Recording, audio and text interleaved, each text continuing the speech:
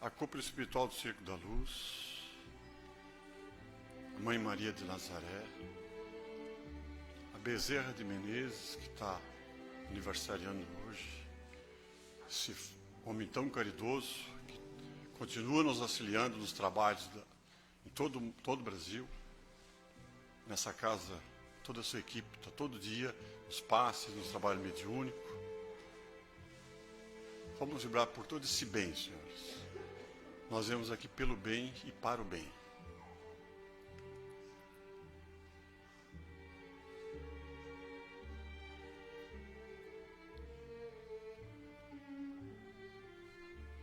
E assim devidamente conectado ao nosso Pai Maior, à divindade plena. Em nome de Jesus oramos. Pai nosso que estais nos céus, santificado seja o vosso nome. Venha a nós o vosso reino. Seja feita a vossa vontade, aqui na terra como no céu. O pão nosso de cada dia nos dai hoje. Perdoai as nossas ofensas, assim como nós perdoamos a quem nos tem ofendido. E não nos deixeis cair em tentações. E livra-nos, Senhor, de todos os males, pois teu é o reino, é o poder, é a glória, hoje e sempre.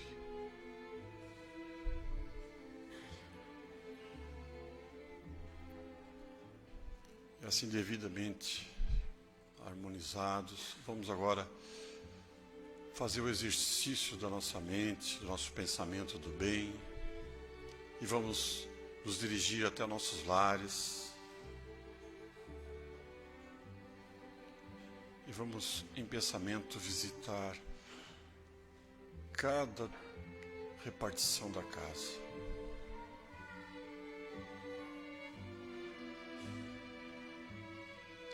Vamos caminhar por dentro dela em oração, em louvor a Deus.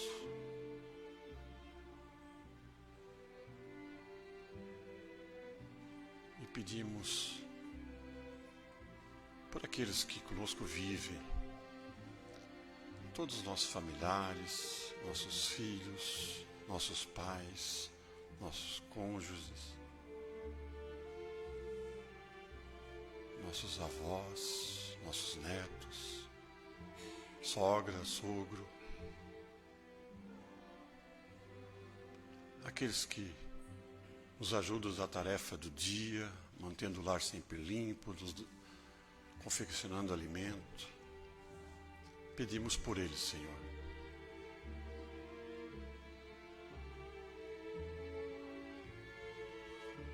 E convidamos que, voltando para cá, venham conosco os eventuais irmãos em espírito que estão por lá, ainda sofrendo, sim, tentando nos auxiliar às vezes, mas sem saber como. Mas que na realidade quem precisa de auxílio são eles. E hoje é o dia e hoje é o momento. Convidamos eles que venham conosco.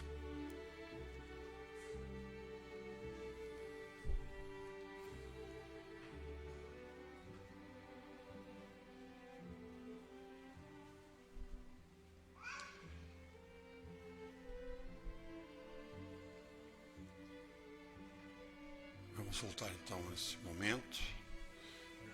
E a nossa primeira parte da noite de hoje, que é a leitura do Evangelho.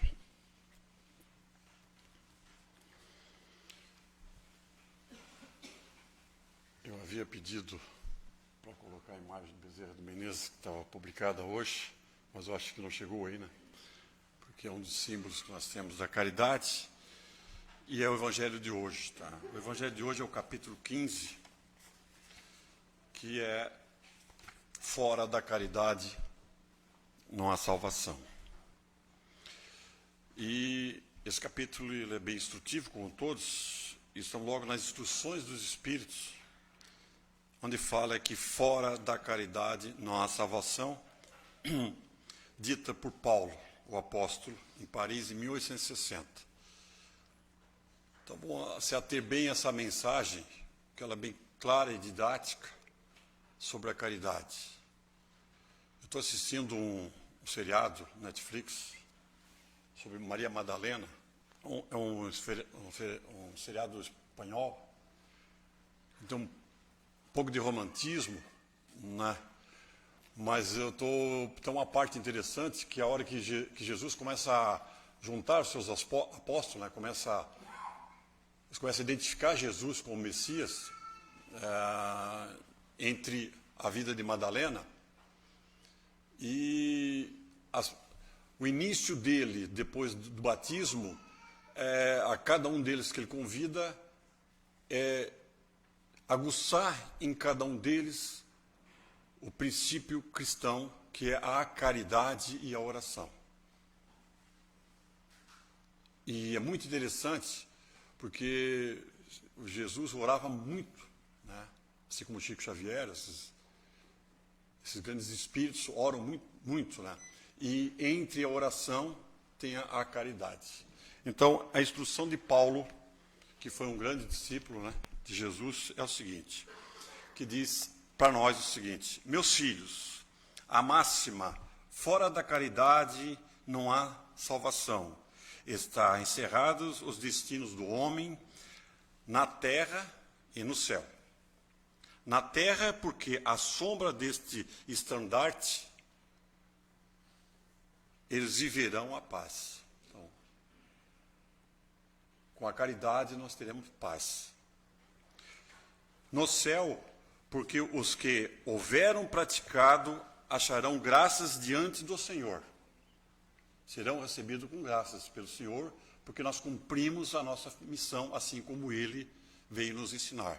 Eu sempre digo assim, Jesus não veio nos salvar. Na minha concepção, Ele veio nos ensinar a nos salvarmos. Essa divisa é o facho celeste, a luminosa coluna que guia o homem no deserto da vida, encaminhando para a terra da promissão. Ela brilha no céu como auréola santa na fronte dos eleitos, e na terra se acha gravada no coração daqueles a quem Jesus dirá: passai à direita, benditos de meu Pai. Então, se nós aqui seguirmos os ensinamentos de Jesus praticando a caridade, nós teremos esse espacinho lá. A hora que saímos daqui, pelo menos já temos um caminho andado. Recebê-los-eis reconhecê-los-eis pelo perfume da caridade que espalham em torno de si. Toda pessoa caridosa, quando chega perto dela, tu sente uma energia fantástica, porque ela faz a caridade de coração. Diz que Chico Xavier era assim ali. Ele era muito a caridade dele, tu chegava perto dele, ele te tirava todas as doenças.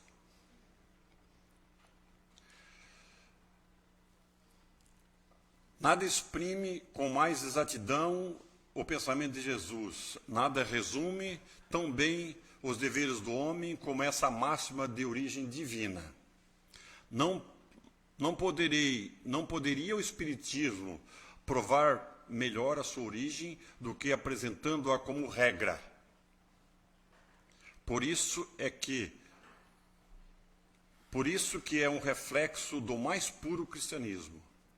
Levando por guia, nunca o homem se transviará. Dedicai-vos assim, meus amigos, a percustar-lhes o sentido profundo e as consequências a descobrires por vós mesmo todas as aplicações. Submetei todas as vossas ações ao governo da caridade, e a consciência vos responderá. Não só ela evitará que pratiqueis o mal, como também fará que pratiqueis o bem, porquanto uma virtude negativa não basta. E só ser bom não é o suficiente. Eu sou bom, mas eu não pratico. Assim, é necessário uma virtude ativa. Eu sou uma pessoa boa, caridosa, mas eu pratico bem. Para fazer o bem, mister sempre se torna ação da vontade. Para se não praticar o mal, basta, as mais das vezes, a inércia e a despreocupação. Meus amigos, agradeci a Deus o haver permitido que pudesseis gozar a luz do Espiritismo. Não é que somente os que possuem hajam de ser salvos, é que, ajudando-vos a compreender os ensinos do Cristo, ela vos faz melhores cristãos. Esforçai-vos, pois, para que os vossos irmãos, observando-os, sejam induzidos a reconhecer que verdadeiro espírita é verdadeiro cristão, e verdadeiro cristão são a mesma coisa, dado que todos quantos praticam a caridade são discípulos de Jesus, sem embargo de seita a que pertence. Paulo, apóstolo, Paris, 1960. Isso aqui é um convite, né? Uma explicação clara. O bom espírita, ele tem que ser cristão, e para ser espírita cristão, ele tem que fazer caridade. Só espírita, de alguma forma, nós temos como fazer caridade. A gente sempre confunde caridade com doação material. A gente vai falar várias vezes, em várias palestras aqui, o próprio nosso irmão Jeff já falou muitas vezes sobre isso aqui. Estenda os braços. Essa inércia nossa de ficar aqui esperando que aconteça alguma coisa para mim, não saia de casa. Em vez de ficar reclamando da vida, reclamando do filho, reclamando do sogro, da sogra, do cachorro, vai fazer caridade.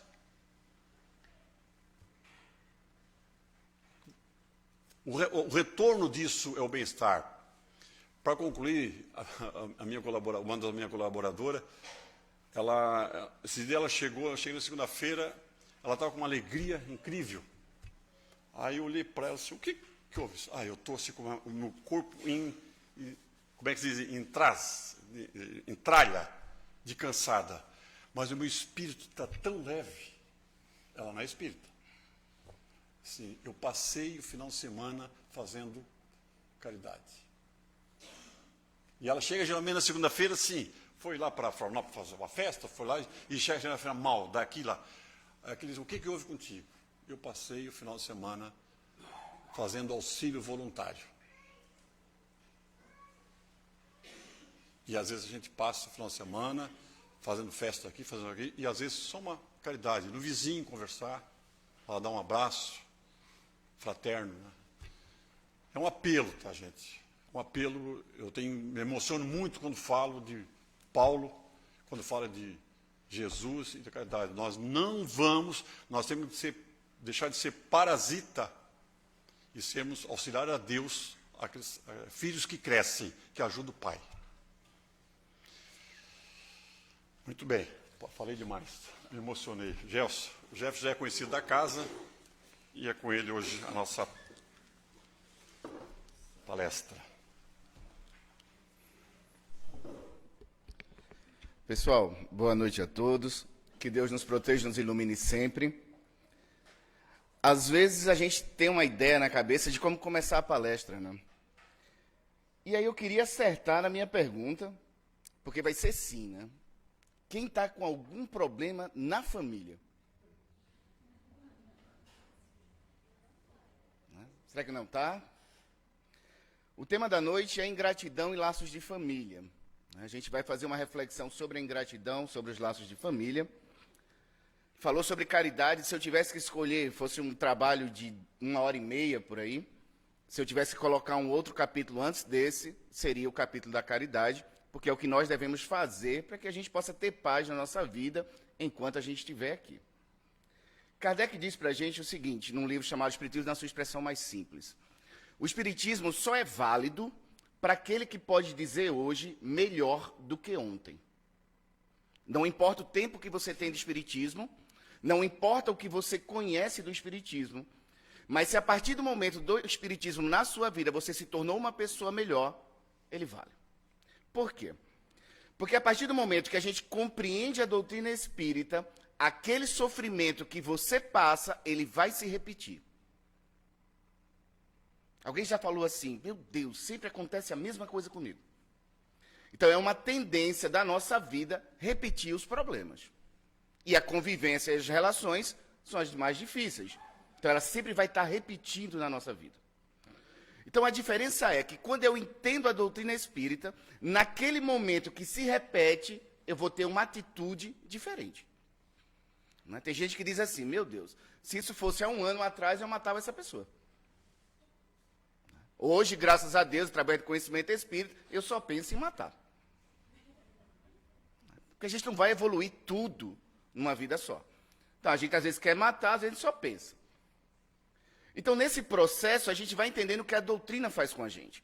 Porque, às vezes, se eu fizer uma pergunta para vocês, ou alguém fizer uma pergunta para vocês, no sentido de o que é que a doutrina espírita, de fato, mudou a sua vida? De fato, ela muda a nossa vida.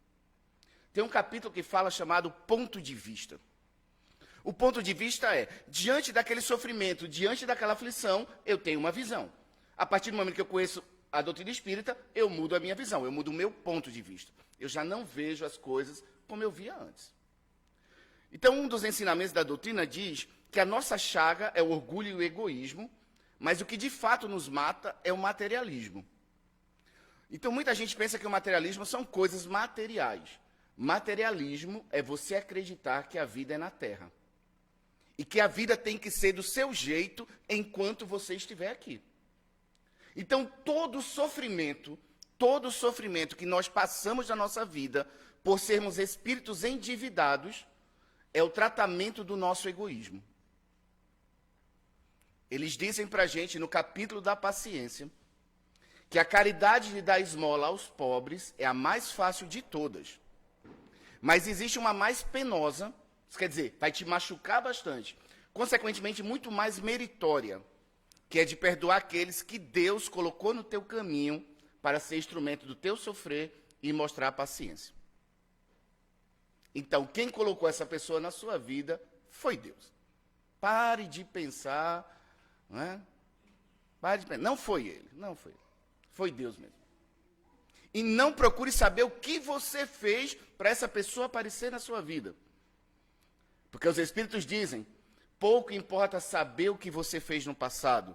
Se você está sofrendo, o mal você fez. Deus sendo bom e Deus sendo justo, nada acontece ao acaso. Então, o grande objetivo da doutrina espírita é, diante do meu sofrimento, diante da minha angústia, eu me acalme, eu busque o conhecimento espírita para modificar a minha vida. Então, é isso que a doutrina faz com a gente, é isso que a gente vai refletir sobre o capítulo da ingratidão e os laços de família. Ele diz o seguinte, os Espíritos. A ingratidão é um dos frutos mais imediatos do egoísmo e revolta sempre os corações bondosos. Uma pessoa bondosa passou pela ingratidão, vai sofrer. Mas a dos filhos para com os pais tem um sentido ainda mais odioso. Então, eles estão dizendo o seguinte, vai sofrer bastante, passar pela ingratidão, mas a ingratidão, quando vem nos laços de família, principalmente dos filhos, tem um sentido mais odioso para eles. Quer dizer, machuca muito mais. Só que os Espíritos dizem, os laços de sangue não estabelecem necessariamente os laços espirituais. O corpo procede do corpo, mas o espírito não procede do espírito, porque esse existia antes da formação do corpo. Então, ele não é seu filho, ele não é seu pai, ele não é o seu irmão, ele não é a sua sogra, ele não é, ele está assim nessa situação.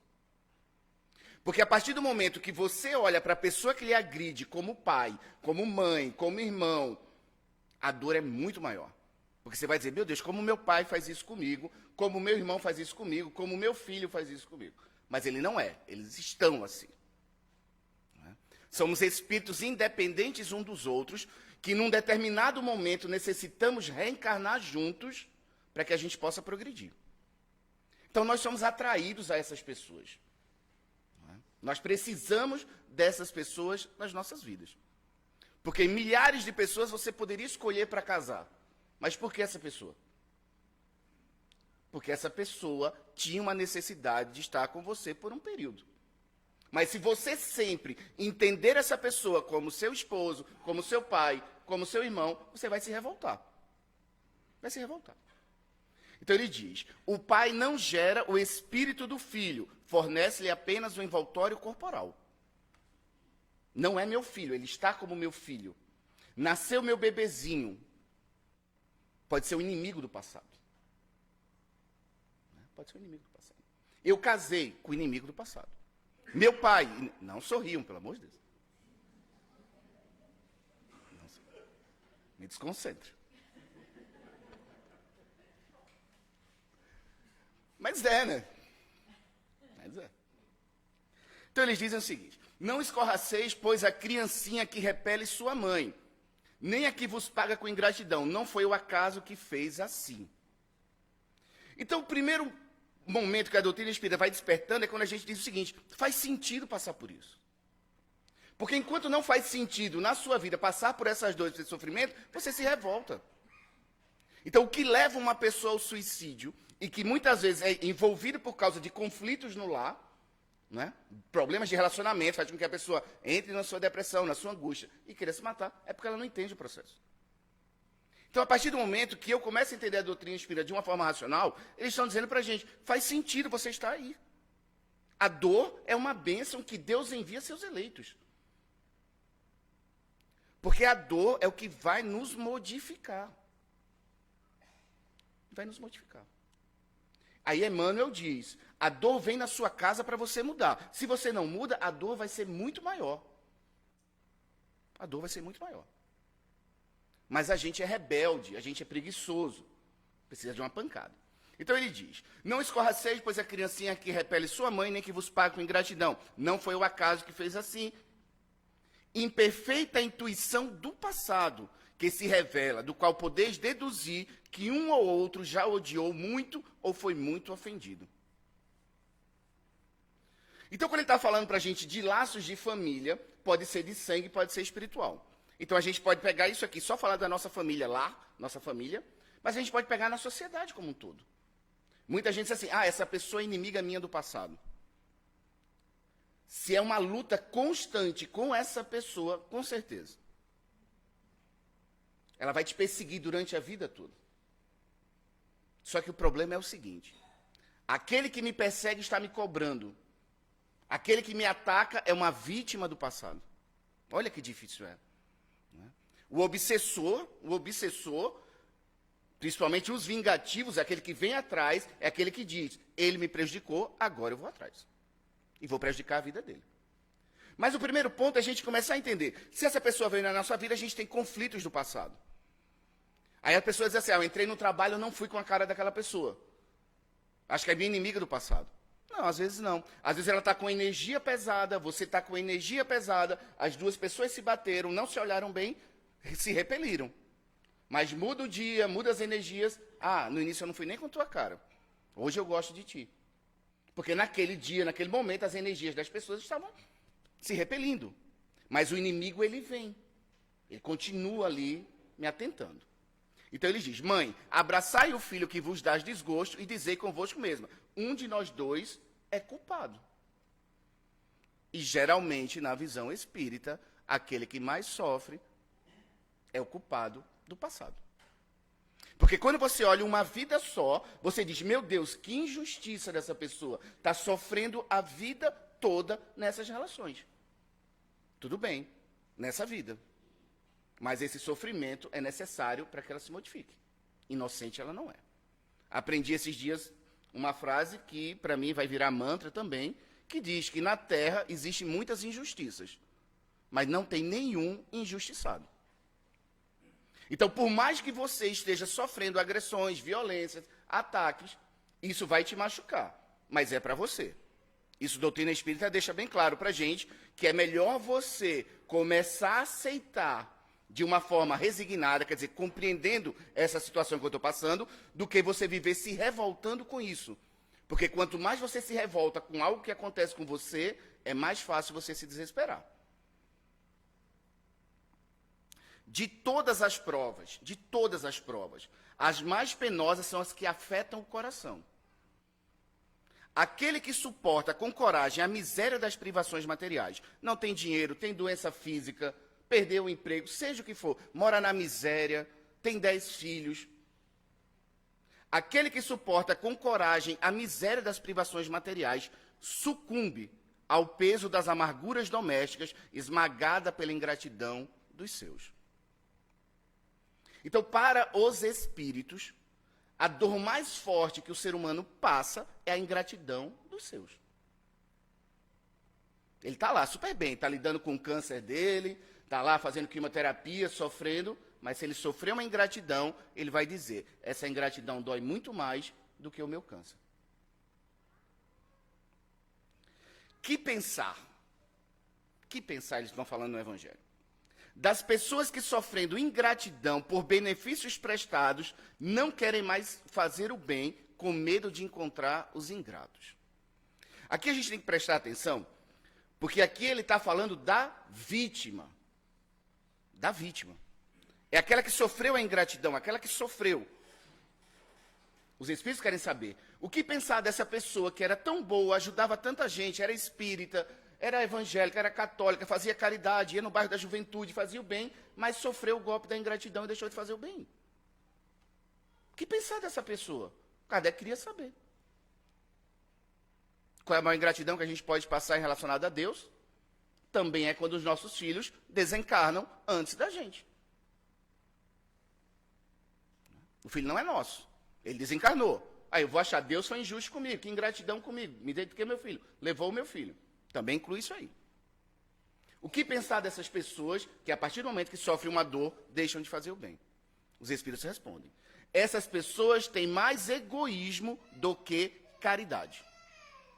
Então, todo sofrimento que nós passamos na nossa vida, todos, é o tratamento do nosso egoísmo.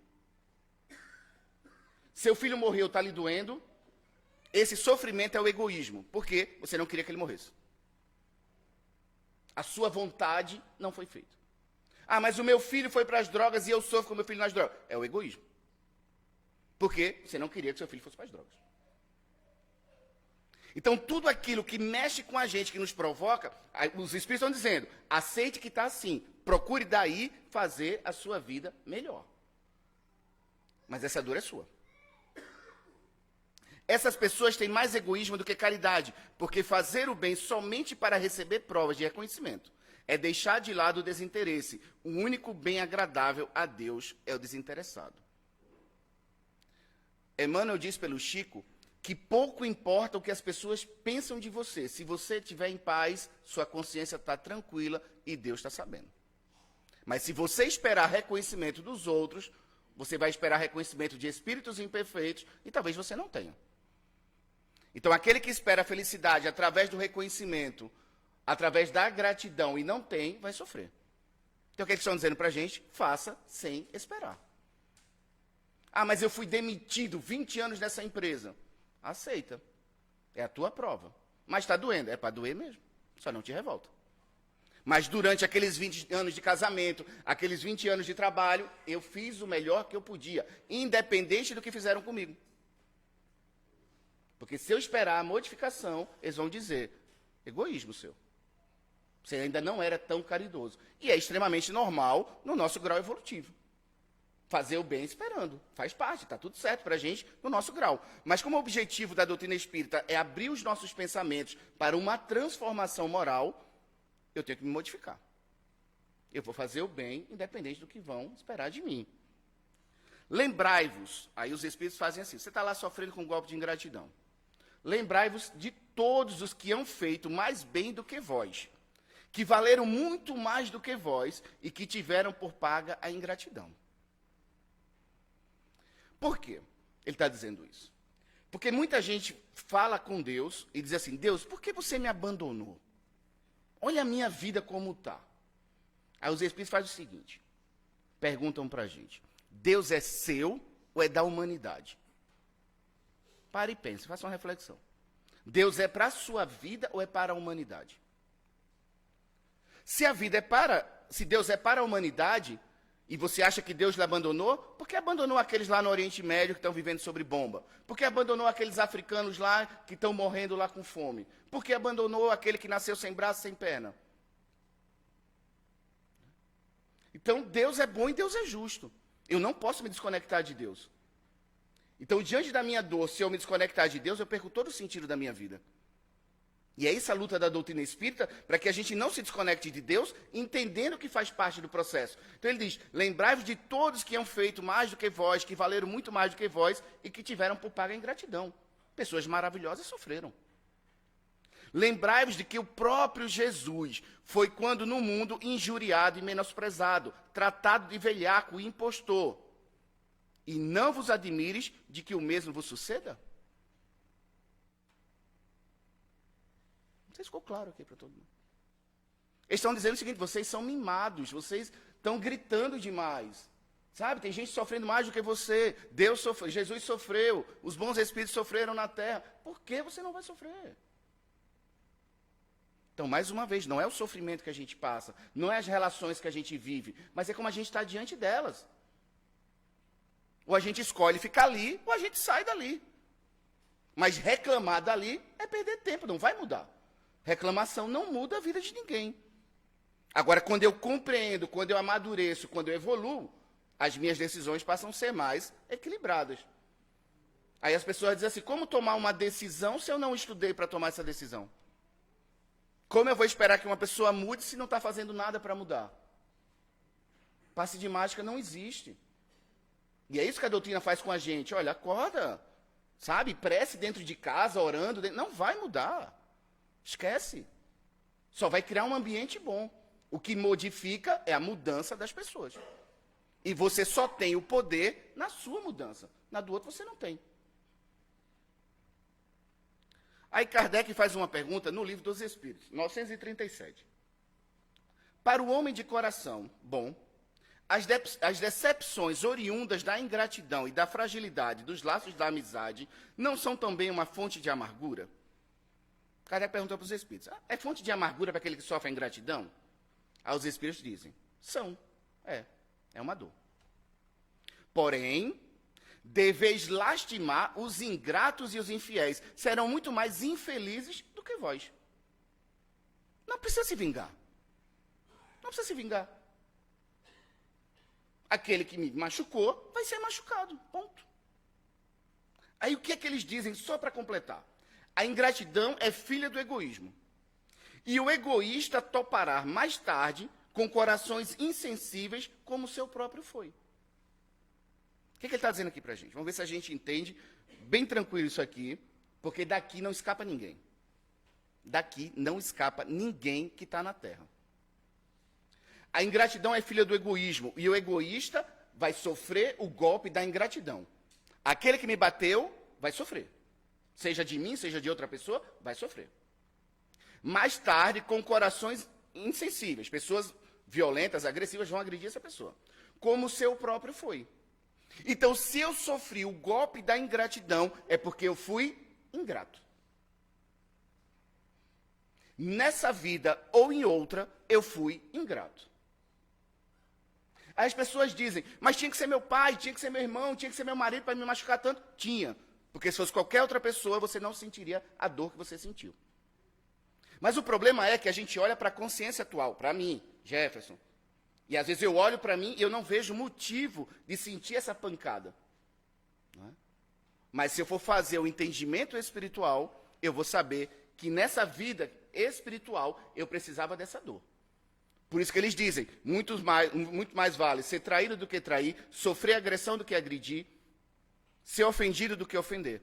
Por quê? Enquanto o outro está se comprometendo e lá na frente vai receber sua pancada, se eu não me revoltar, eu estou me limpando dos meus erros do passado. Isso quer dizer o seguinte, ninguém é inocente. Em nenhuma relação na Terra existem inocentes. Existem pessoas se comprometendo e pessoas se limpando dos seus erros quando assim compreendem. Na 938, Kardec faz a seguinte questão. As decepções oriundas da ingratidão não serão de molde a endurecer o coração e a fechá-lo à sensibilidade? Quer dizer, vai deixar a pessoa chateada, triste e se fechar para o mundo? Lá atrás eu já falei que é o egoísmo por fazer isso. Aí eles respondem, é um erro. Porquanto o homem de coração, como dizeis, se sente sempre feliz pelo bem que faz. Sabes que se esse bem for esquecido nesta vida, será lembrado em outra, e que o ingrato se envergonhará e terá remorsos à sua ingratidão. Pode ser que ele não tenha nessa vida, mas vai ter em outra. Mas ele está dizendo para a gente que está sofrendo. Não é? É um erro, porquanto, se você se fechar. Não se feche. Aceite. Aceite. Porque, às vezes, esse que está com você é um inimigo do passado, que veio lhe cobrar. Mas lá fora tem tantas pessoas que precisam da gente. Aí ele diz, porquanto o homem de coração, como dizes, se sente sempre feliz pelo bem que faz. Eu me dedico à doutrina espírita. Ponto. Lá na frente posso sofrer um golpe de ingratidão. Fazendo o meu. Na minha casa, com meus amigos, no meu trabalho, fazendo o meu. A minha reflexão vai dizer, eu estou certo, eu estou errado. Mas eu estou procurando fazer o melhor. Esse é o nosso comportamento como espírita. Sabe-se que se for esquecido nesta vida, será lembrado em outra. O bem que eu faço volta para mim. Volta para mim. Mas, Gerson, mas quando vai voltar? Não sei, criatura. Não sei. Te acalma.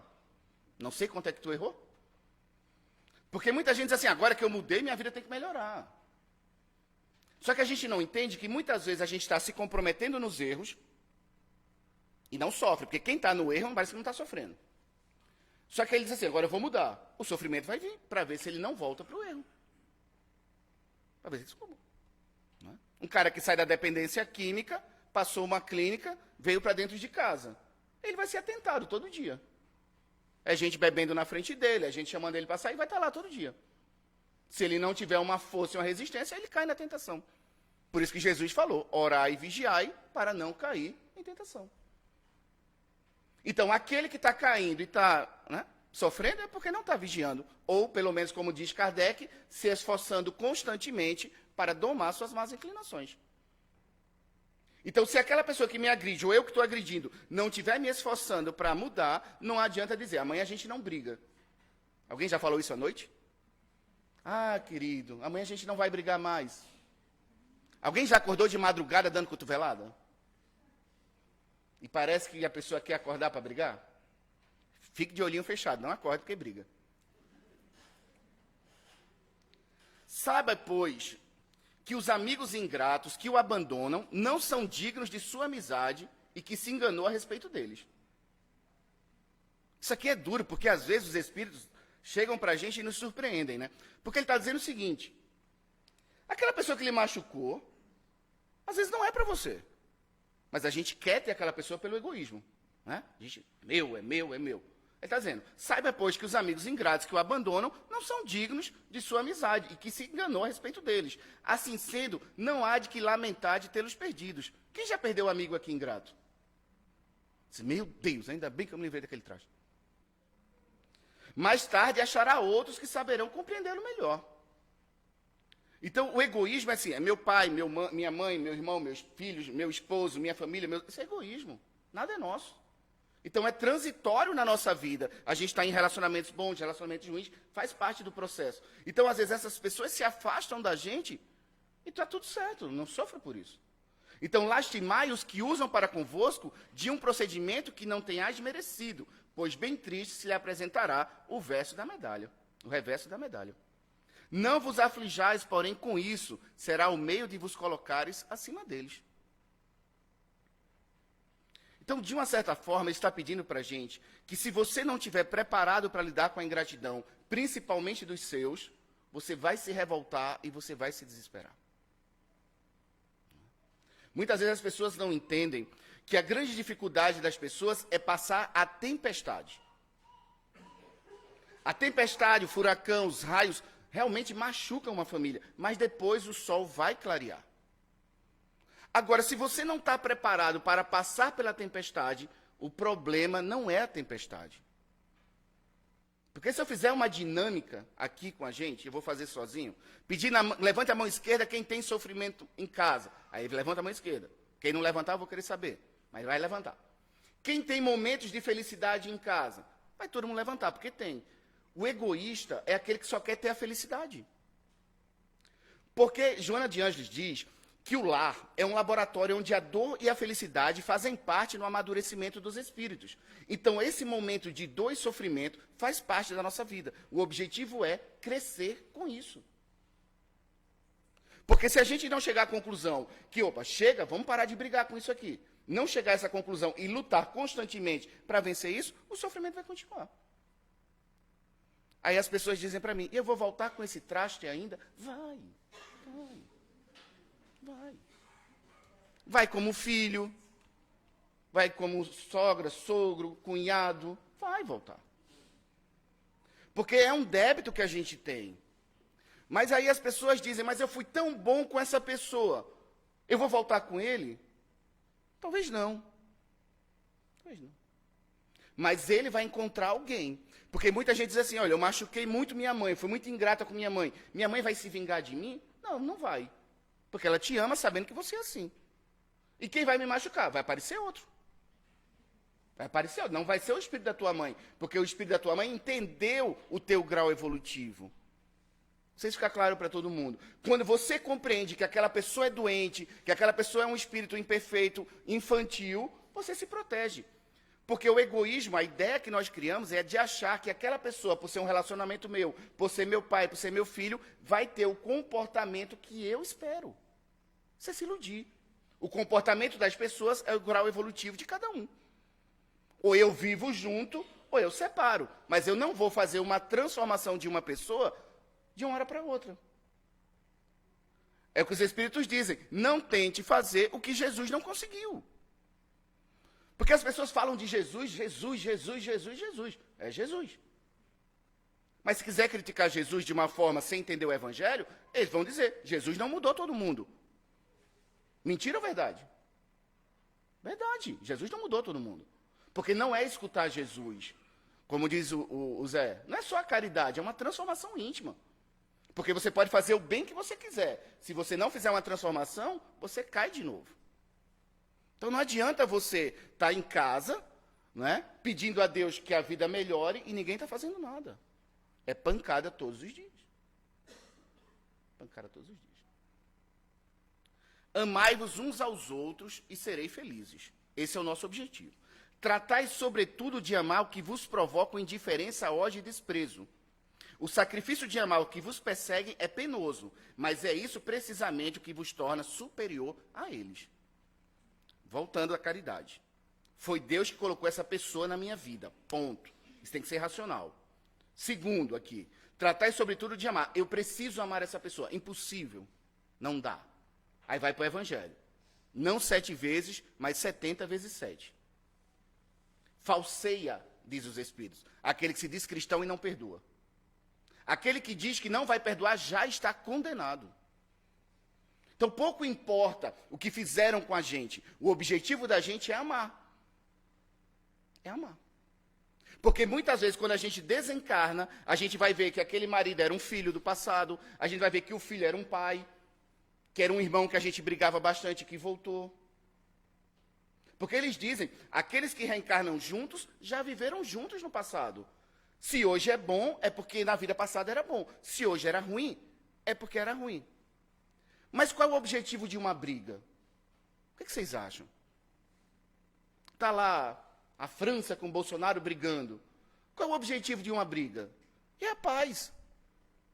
Qual é o objetivo do preconceito e do racismo? A paz. Porque enquanto não lutarem pela paz, vai ter guerra de país, vai ter guerra de família, vai ter racismo, vai ter homofobia, vai ter tudo, porque não tem amor, não tem paz. Mas quem tem que mudar sou eu, não é o outro vai mudar no tempo dele. Então ele diz, o sacrifício de amar os que vos perseguem é penoso, mas é isso precisamente que vos torna superior a eles. Aí a pessoa diz assim, Jefferson, eu não consigo perdoar. Mas você pode dizer, eu preciso perdoar. Eu preciso me livrar disso aqui. Porque ele já está condenado, já vai sofrer as consequências. Isso precisa de maturidade para entender. O reloginho passa, já está caminhando. Então é necessário ajudar sempre aos fracos, mesmo sabendo-se de antemão que os beneficiados não nos agradecerão. Então, na visão espírita, fica feio A pessoa chegar aqui e dizer para mim, Jefferson, mas olha o que eu fiz, olha o que eu fiz, olha o que eu fiz, olha o que fizeram comigo. É necessário ajudar sempre aos fracos, mesmo sabendo de antemão. Se você reclamar disso, tudo que você fez é egoísmo seu. Aí eu não aceito. Então vai para outra religião. Vai para outra religião. Deus permite que às vezes sejais pagos com a ingratidão, para provar a vossa perseverança em fazer o bem. Ele está dizendo o seguinte, se a pessoa se acha boa, ajuda todo mundo, beleza. Vai levar uma pancadinha da vida. Aí deixa de fazer o bem. Então não era tão bonzinho assim. Não era tão bonzinho assim. É melhor receber a ingratidão do que exercê-la em relação ao próximo. E aí, caminhando para o encerramento, eles nos dizem, perdoar os inimigos é pedir perdão para si mesmo. Quando você está com um inimigo lhe machucando, eles estão dizendo, perdoar o inimigo é pedir perdão a si mesmo. Isso quer dizer, você errou igual ou pior do que esse que está lhe agredindo. Nessa vida ou em outra. Porque a gente usa máscaras, não é? Quando as pessoas estão batendo na gente, a gente grita, porque ninguém sabe os nossos erros. Muita gente aí está sofrendo uma pancada, mas na surdina está machucando. Ninguém escapa. Então ele está dizendo para a gente, perdoar os inimigos é pedir perdão a si mesmo. Entenda que ele errou com você, mas você também já errou com alguém. Perdoar os amigos é dar prova de amizade. Perdoar as ofensas é mostrar-se melhor que era. Perdoai, pois, meus amigos, para que Deus vos perdoe. Esse é o objetivo de a gente começar a compreender a doutrina. E aí eu volto no início com Kardec. O verdadeiro espírita é aquele que pode dizer hoje melhor do que ontem. As nossas brigas e as nossas aflições, elas retornarão ao nosso lar. O que vai mudar é se você agir diferente e essa forma diferente for para o bem. Que a paz esteja com todos.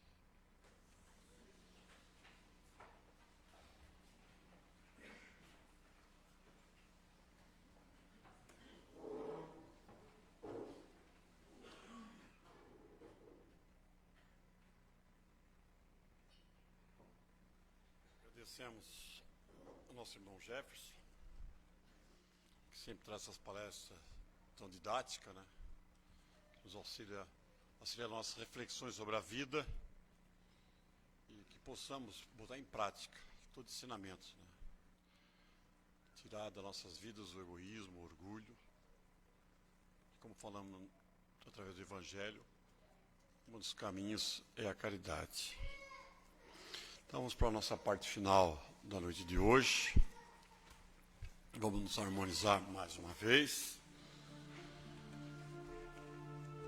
Rogando ao nosso Pai Maior, a graças de Jesus, nos consolando, nos amparando. E vamos, todos nós agora, de coração aberto, recebemos e orarmos por tudo que for necessário para essa noite. Iniciando pelas águas postas sobre a mesa, Senhor. Que esses espíritos trabalhadores enviados por Bezerra de Menezes coloque sobre ela os fluidos necessários para quem dela fizer uso, de acordo com a sua necessidade e o seu merecimento.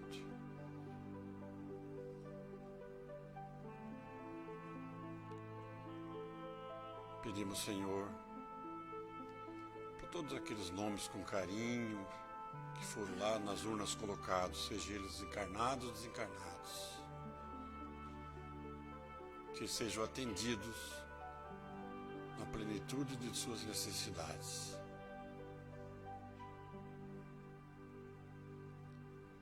Pedimos, Senhor, por caridade, que olhe por todos aqueles que sofrem, aqueles que dormem embaixo de viaduto, das pontes, aqueles que dormem nas calçadas. Pedimos, Senhor, para aqueles que estão doentes dos hospitais e seus familiares.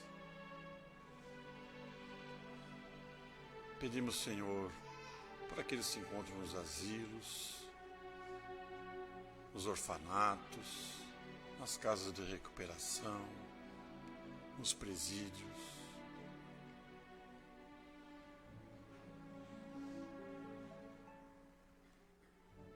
Pedimos, Senhor, por nossos familiares, nossos entes queridos, sejam eles encarnados ou desencarnados.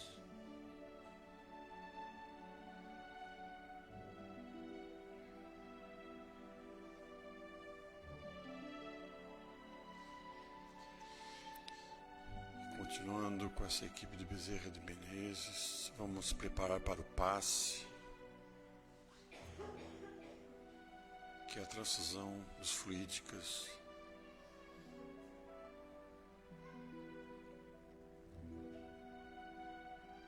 Recebendo cada um sobre nossas cabeças, através dela, o manto de Mãe Maria de Nazaré,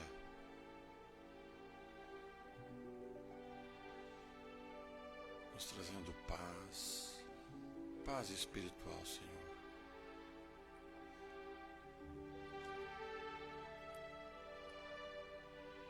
Nos trazendo equilíbrio, nos trazendo compreensão da existência,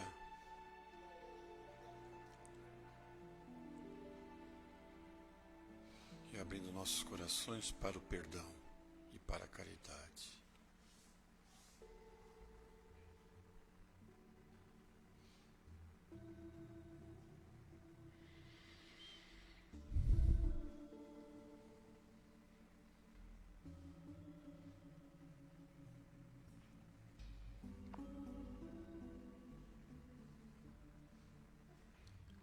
E assim, Senhor, em nome de Teu Filho, nós encerramos o trabalho da noite de hoje com a oração que Ele nos ensinou. Pai nosso que estais nos céus, santificado seja vosso nome. Venha a nós o vosso reino, seja feita a vossa vontade, aqui na terra como no céu. O pão nosso de cada dia nos dai hoje. Perdoai as nossas ofensas, assim como nós perdoamos a quem nos tem ofendido, e não nos deixeis cair em tentação, e livra-nos, Senhor, de todos os males, pois Teu é o reino, é o poder, é a glória, hoje e sempre. E assim, nós damos por encerrado os trabalhos da noite de hoje, que possamos voltar para casa com paz e harmonia. Obrigado a todos. Grande Jeff.